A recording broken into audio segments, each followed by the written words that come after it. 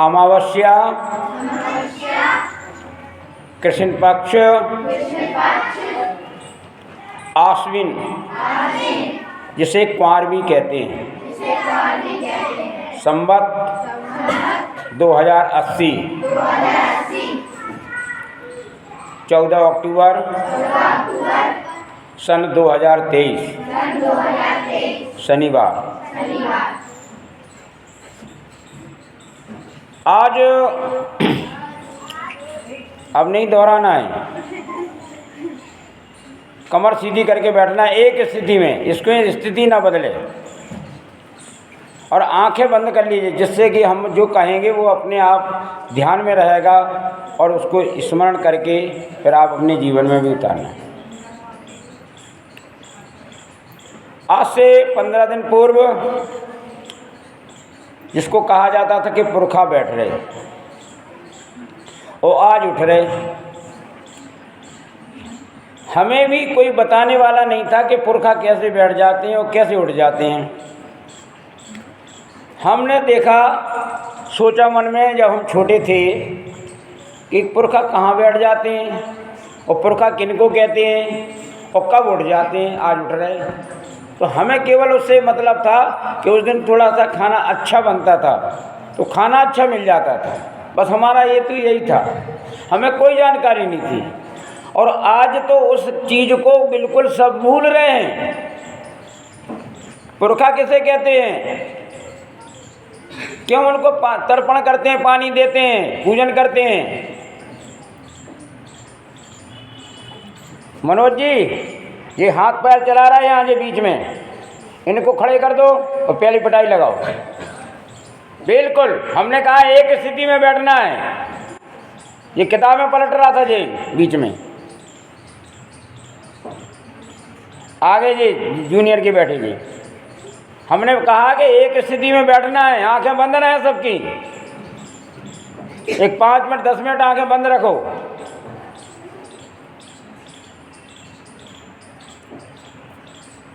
तो हमें जानकारी नहीं थी और कोई बताने वाला नहीं। स्कूलों में तो तारीख से चलने लगे, अंग्रेजी जो तारीख रहती ना उससे स्कूल चल रहे हैं। कोई ये नहीं बताता था कि पुरखा क्या है और क्यों बैठते हैं और क्यों उठ जाते हैं।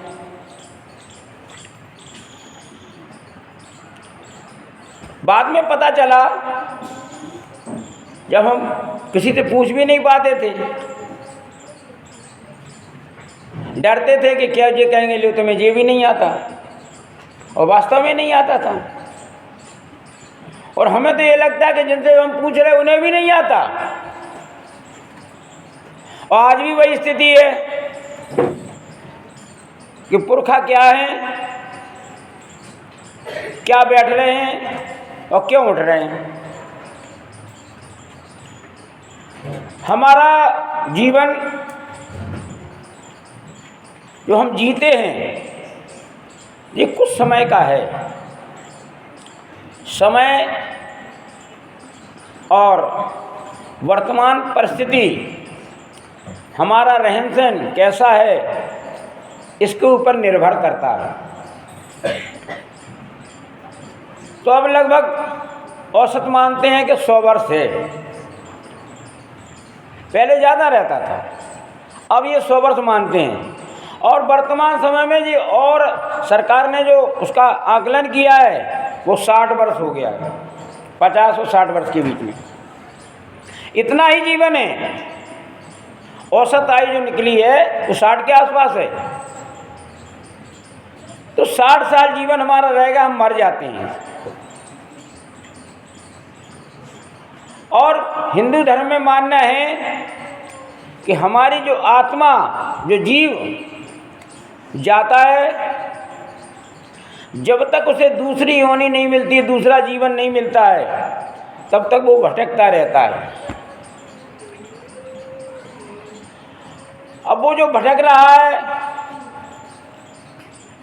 वह जीव, उसकी शांति के लिए हम भगवान से प्रार्थना करते हैं कि हे भगवान, हमारे जो पूर्वज थे, दादा दादी अन्य सभी लोग, उनकी आत्मा को शांति मिले और कहीं पूर्व जन्म जो हो रहा है, भारत में जो जन्म होगा वो अच्छे स्थान पर हो, सुखमय हो। ये हम भगवान से प्रार्थना करते हैं। वो तो चले गए। और हिंदू धर्म में माता पिता अपने पुत्रों को, अपनी संतान को ऐसा कुछ करके जाते हैं कि जिसके कारण उनको स्मरण करें,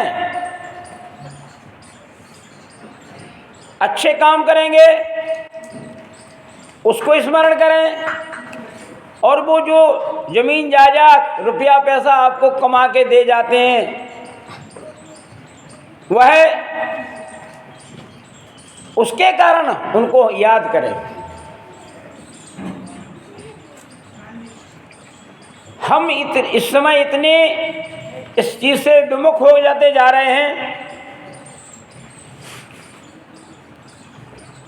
कि हम याद नहीं करते। हम इस भागदौड़ में इतने व्यस्त हो गए हैं कि अपने माता पिता पूर्वजों को याद नहीं करते हैं, और करते हैं तो ये 15 दिन कर लेते, 16 दिन, और फिर नमस्ते। मेरा मानना है कि हमें 15 दिन से काम नहीं चलेगा।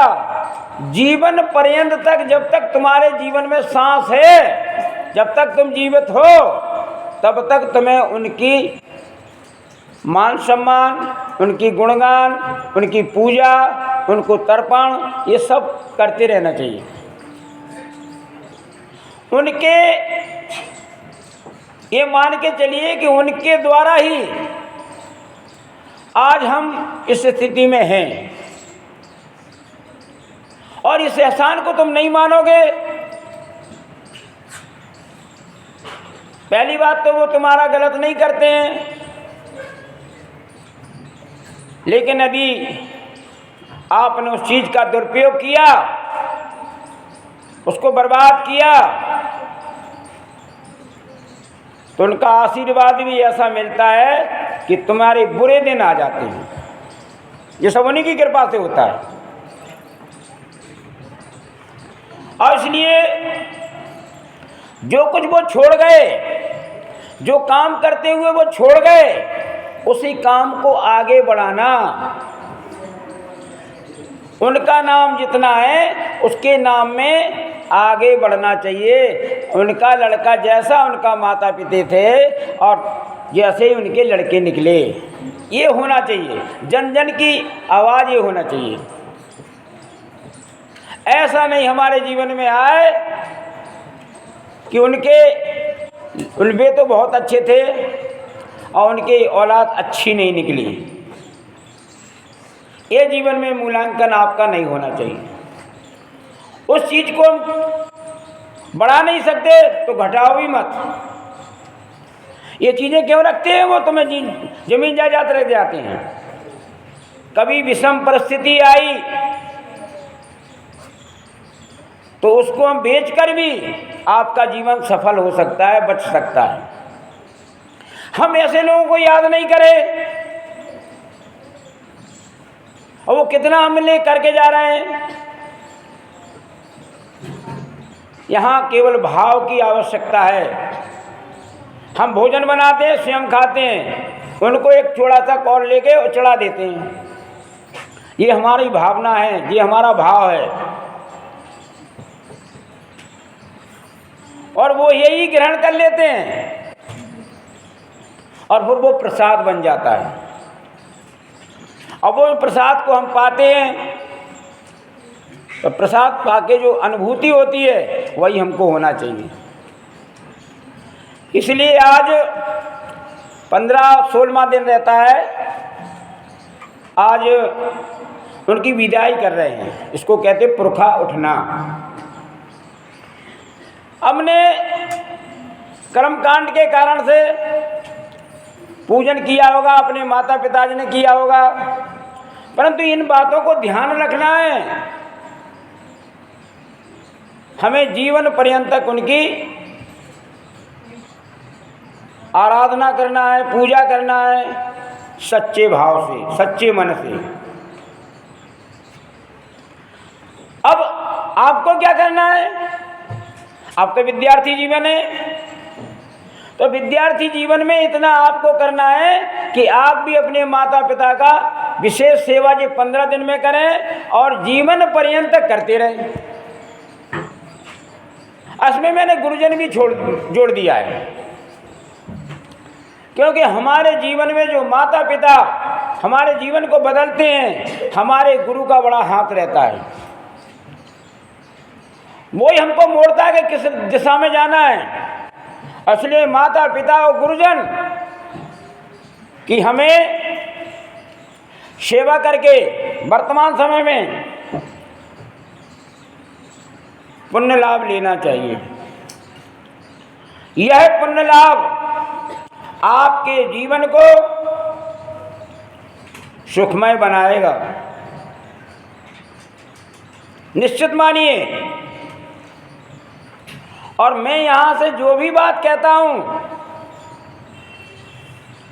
वह अपने जीवन में अपना कर कहता हूँ।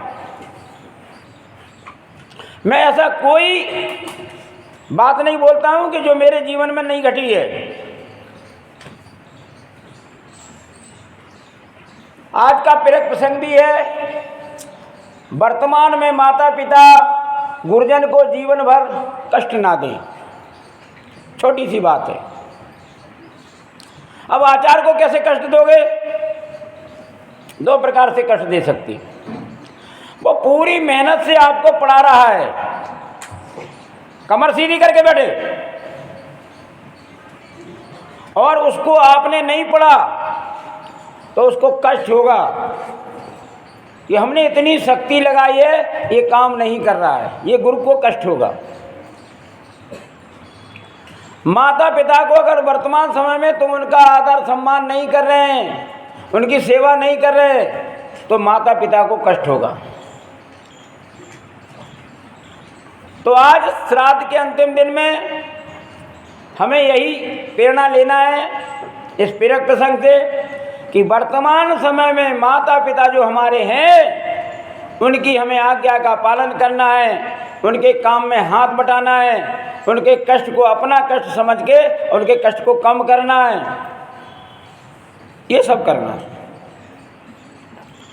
ये श्राद्ध के अंतिम दिन पर मैं समझता हूँ अगर इतना कर लिया तो वर्तमान समय में जो माता पिता हैं वो प्रसन्न रहेंगे, और जब उनकी मृत्यु भी हो जाएगी तो वो आपको ऐसा आशीर्वाद देंगे क्योंकि आपने उनकी सेवा की है। उस सेवा का वो प्रतिफल ऐसा आशीर्वाद देंगे कि आप कहेंगे कि हमारा तो सब कुछ अच्छा चल रहा है। और जब किसी पे विपत्ति आती है, ईश्वरी विपत्ति आती है, किसी का कुछ नहीं चलता है, लाखों करोड़ों रुपया रखे रह जाते हैं, आपका जीवन नहीं बचा पाते हैं।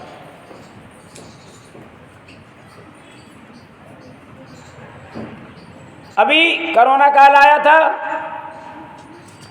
ऑक्सीजन की जीवन में कमी पड़ गई, ऑक्सीजन का सिलेंडर ढूंढते रहे। क्या है? पैसा लखपति करोड़पति लोग होंगे, जीवन नहीं बचा पाया। तो पूर्वज जहाँ अपने घर में रहते थे, अपने दरवाजे पर बड़ा पेड़ लगाते थे, छाया में बैठते थे, प्रदूषण को मुक्त करते थे, खेती करते थे, हरी भरी पेड़ पौधे लगाते थे, ये पहले से करते चले आ रहे हैं। उनके पास किसी प्रकार का दबाव नहीं था, ना सरकार का दबाव था, ये उनका कर्म था, तो वो पेड़ पौधे लगाते थे। आज किसी के दरवाजे पेड़ पौधे नहीं मिल रहे, पेड़ नहीं है, एक खड़ा होने के लिए छज्जा सा वो निकाल देते, वो भी नहीं मिलता है। सब बदलते जा रहे हैं। ऑक्सीजन की कमी होती जा रही, उसका परिणाम कोरोना में भोग चुके हैं। अपने माता पिता, अपने पूर्वजों को घर में पौधे लगाकर, जिनके पास जैसा स्थान है, नहीं है तो गमले में तुलसी लगाएं, उनको पूर्वजों को मानकर, उनकी आत्मा को समझकर और उसमें रोज़ पानी दें। तुलसी हमारे जीवन में बहुत लाभ है, उससे लगाने मात्र से हैं, खाने मात्र से तो हैं ही। ऐसी छोटी छोटी बातों को यदि आज हमने अपने जीवन में अपनाया तो हम मानेंगे कि जो श्राद्ध का महीना चल रहा है, अंतिम जो विदाई दी जा रही है हमें पुरखों को, वो हमारी ठीक होगी। धन्यवाद।